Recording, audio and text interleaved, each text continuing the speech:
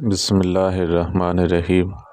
حضرت ابو ہریرہ سے روایت ہے کہ رسول اللہ صلی اللہ علیہ وسلم نے ارشاد فرمایا، ہر مسلمان دوسرے مسلمان کا بھائی ہے، اس پر کوئی ظلم و زیادتی نہ کرے، اور جب اس کی مدد و معاونت کا محتاج ہو تو اس کی مدد کرے، اور اس کو بے مدد نہ چھوڑے، اور اس کو حقیر نہ جانے، اور نہ اس کے ساتھ حقارت کا برتاؤ کرے۔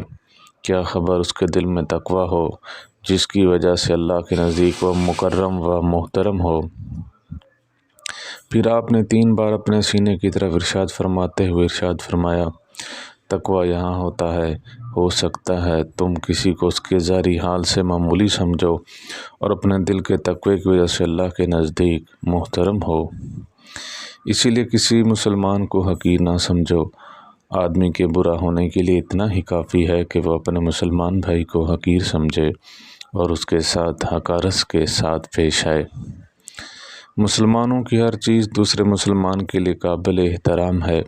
اس کا خون، اس کا مال، اس کی آبرو، اس کے لیے ناحق اس کا خون گرانا، اس کا مال لینا، اس کی آبروزی کرنا، یہ سب حرام ہیں۔ وآخر دعوانا ان الحمد للہ رب العالمین۔